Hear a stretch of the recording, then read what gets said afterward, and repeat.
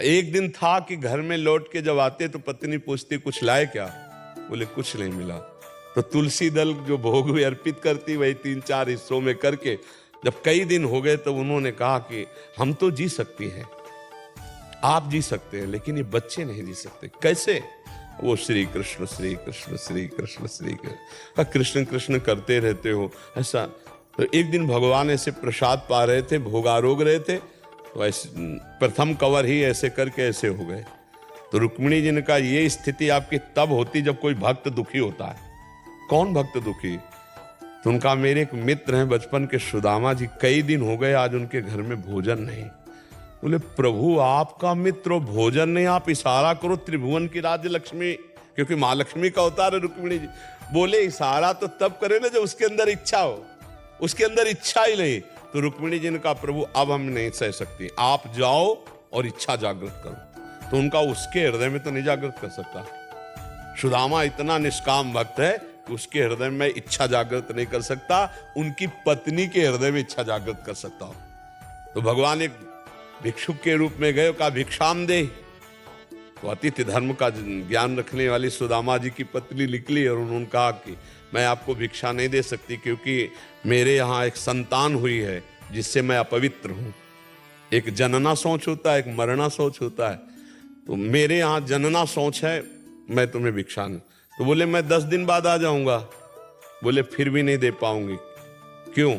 क्योंकि ये जो हमारी अपवित्रता वो दूर होने वाली नहीं। बोले ऐसा क्या?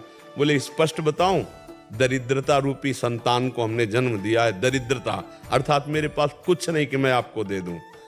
तो बोले सुना है तुम्हारे पति द्वारिकाधीश के मित्र हैं, क्या तुम्हें पता नहीं है?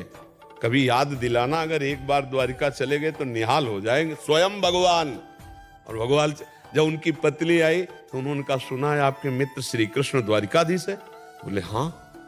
तो बोले आप जाओ ना, अगर वो आपकी ऐसी दशा देखेंगे ना तो कुछ न कुछ तो व्यवस्था करें। बोले कभी नहीं जाऊंगा, व्यवस्था के लिए मैं कभी नहीं जा सकता। तो उनका मिलने तो जा सकते हो? बोले हम मिलने जा सकते हैं, पर समस्या है अपने मित्र से मिले या गुरु से मिले जाके, या अपनी कन्या के यहाँ जाए तो कुछ न कुछ होना चाहिए। तो हमारे दोस्त के लिए कुछ, तो वहां क्या था, एक पड़ोसन के आ गई तो उसने चावल के पछोरने वाले जो आगे तंदुल होते टूटे हुए, हाँ वो दिए। तो वो भी फटे कपड़े में लेकर के भगवान के लिए भेंट।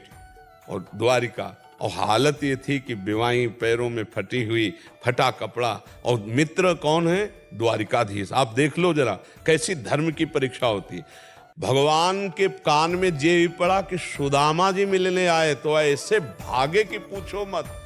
सबके होश उड़ गए कि ब्रह्मा जी और शंकर जी यहाँ आते हैं तो उनको भी इंतजार करना पड़ता है, लेकिन एक शब्द सुना सुदामा जी आए तो बावरे होकर भगवान भाग पड़े और ऐसे जाकर हृदय से लगे और रुक्मिणी जी के पलंग में आकर भगवान ने बैठा ला रुक्मिणी जी को, और आप स्वयं चरण धोए।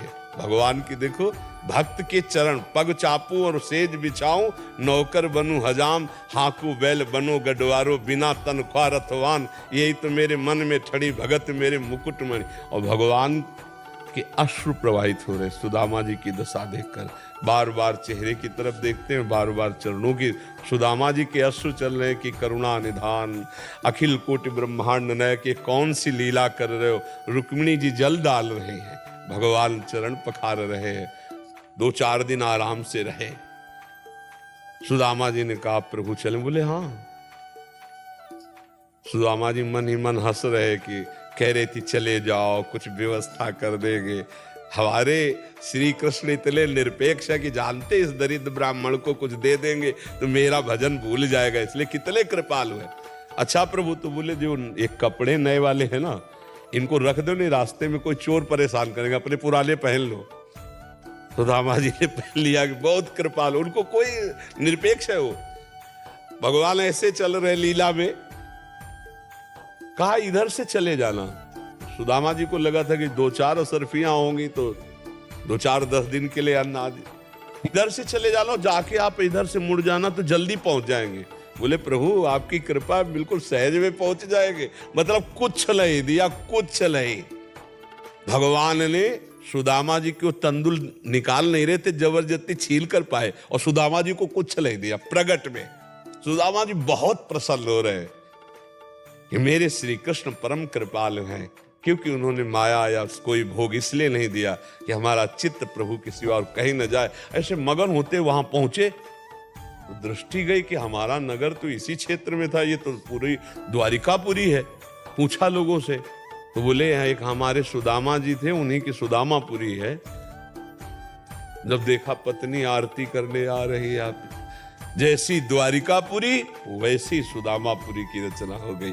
ये हर भक्त के जीवन में होता है, पर डिगना नहीं चाहिए, मतलब कमजोर नहीं पड़ना चाहिए। तो हम कह रहे हैं आज तुम्हारा समय कमजोर है, लेकिन आज का जो तुम बीजारोपण कर रहे हो धर्म का, भजन का, ये जब फलेगा तब आप निहाल हो जाओगे। इसलिए सबको हम ये शिक्षा दे रहे हैं कि कभी घबराओ मत, आज की परिस्थिति देखकर टूटो मत, तुम्हारा मंगल निश्चित होगा। जी। कर्नल